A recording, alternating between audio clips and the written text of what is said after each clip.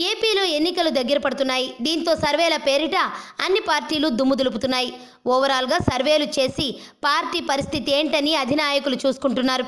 అలాగే జిల్లాల వారీగా గతంలో ఎన్ని గెలిచాము, ఇప్పుడెన్ని గెలుస్తామన్న లెక్కలు వేసుకుంటున్నారు.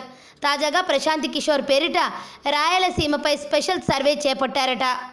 అందులో విస్తుపోయే నిజాలు తెలిసాయని తెలుస్తోంది.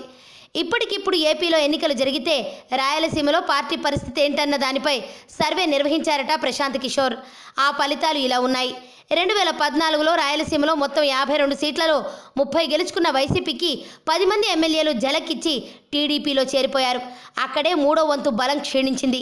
వీరు కాకుండా ఎమ్మెల్సీలు, జిల్లా పరిషత్ చైర్మన్లు, మున్సిపల్ కార్పొరేషన్ చైర్మన్లు, ఎంపీపీలు, జెడ్పీటీసీలు, సర్పంచులు సగానికి సగం సీమలో టీడీపీలో చేరటంతో వైసీపీ 50% ఖాళీ అయింది.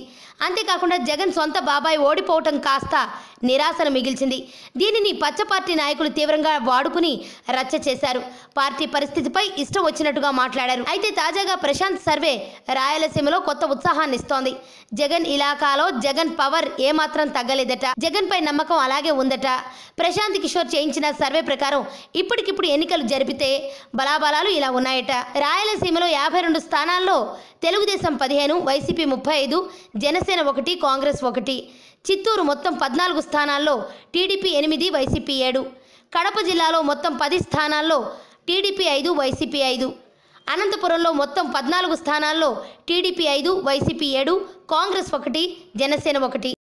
ఆరోగ్యవంతమైన జీవితం కోసం మనం పాటించాలి కొన్ని నియమాలని. చిన్ని చిట్కాలతో చింతలేని జీవితాన్ని ఎలా గడపాలి అనే దానికి వీక్షిస్తూనే ఉండండి మన ఆరోగ్యం యూట్యూబ్ ఛానల్. మరిన్ని ఆరోగ్య సూత్రాలకు సబ్స్క్రైబ్ చేసుకోండి.